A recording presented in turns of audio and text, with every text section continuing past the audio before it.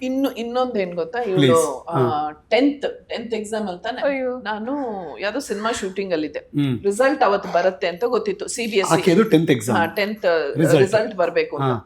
So ಗೊತ್ತಲ್ಲ anxiety, ನಾನು laptop ಇದು ಎಲ್ಲ ಜನರಲ್ ಆಗಿ ತಗೊಂಡ್ ಹೋಗೋಂಗೆ ಅವತ್ತು ತಗೊಂಡ್ ಹೋಗಿದ್ದೆ ಲೊಕೇಶನ್ಗೆ. ಮಧ್ಯಾಹ್ನ ಫೋನ್ ಮಾಡಿದ್ಲು, ಮಾಡಿ ಅಳಕ್ ಶುರು ಮಾಡಿದ್ಲು. ನಾನು ಅನ್ಕೊಂಡೆ ಇವಳು ಅಳ್ತಾ ಇರೋದು ನೋಡಿ ಫೇಲ್ ಆಗೋಗ್ಬಿಟ್ಲೇನೋ ಅಂತ. ನಾನು ಓಪನ್ ಎಲ್ಲ ಮಾಡಿ ಒಂದು ಶಾರ್ಟ್ ಕರಿತದ, ಒಂದು 5 ನಿಮಿಷ ಟೈಮ್ ಕೊಡಿ ಪ್ಲೀಸ್, ಬಂದೆ ಅಂತ ಎಲ್ಲ ಓಪನ್ ಮಾಡಿ ನೋಡಿದೆ. ಎಷ್ಟು ಬಂದಿದೆ?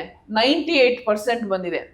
ಆದರೆ ಇವಳು ಯಾವ ಲೆವೆಲ್ಗೆ ಹತ್ತಿದಾಳೆ ಅಂದರೆ, ನನ್ಗೆ ಇವಳು ಅಳು ಕೇಳಿಸ್ಕೊಂಡು ಫುಲ್ ಸ್ವೆಟ್ಟಿಂಗ್ ಆಗಿ ಅಲ್ಲಿ ನೋಡಿದವರು ನಂಗೆ ನಿಜವಾಗ್ಲೂ ಹಾರ್ಟ್ ಅಟ್ಯಾಕ್ ಏನೋ ಆಗಿರ್ಬೇಕು ಅಂತ, ಮೇಡಮ್ ಕೂತ್ಕೊಳ್ಳಿ ಅಂತ ಕೂರಿಸಿ ಚೇರಲ್ಲಿ ಒಬ್ರು ಗಾಳಿ ಬೀಸ್ತಾ ಇದಾರೆ, ಒಬ್ರು ನೀರು ಕುಡಿಸ್ತಾ ಇದಾರೆ. ನನ್ಗೆ ಏನಾಗ್ತಾ ಇದೆ ಅಂತಾನೆ, ಪ್ರಪಂಚದಲ್ಲಿ ಏನಾಗ್ತಿದೆ ಅಂತಾನೆ ಗೊತ್ತಿಲ್ಲ. ನೀವು ಲ್ಯಾಪ್ಟಾಪ್ ಓಪನ್ ಮಾಡಿ ನೋಡ್ತಾ ಇದ್ದೀರಿ?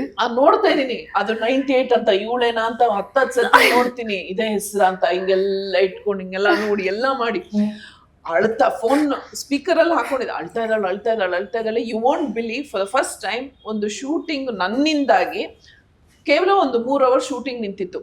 ಅಲ್ಲಿ ಪ್ರತಿಯೊಬ್ರು ಡೈರೆಕ್ಟ್ರು, ಕ್ಯಾಮ್ರಾಮನ್, ಬೇರೆ ಎಲ್ಲ ಆರ್ಟಿಸ್ಟ್ಗಳು, ಅಳ್ಬೇಡ ಪುಟ್ಟ, ನಾವ್ ಈ ತರ ಮಾರ್ಕ್ಸ್ ಗಳೆಲ್ಲ ಸುಚೇಂದ್ರ ಪ್ರಸಾದ್ ಅವರು ಪ್ರತಿಯೊಬ್ರು ಎಲ್ರು ಹೇಳ್ತಾ ಇದ್ರಲ್ಲಿ, ಈ ಪುಣ್ಯಾತಿಥಿ ಅಳೋದ್ ನಿಲ್ಲಿಸ್ಲಿಲ್ಲ.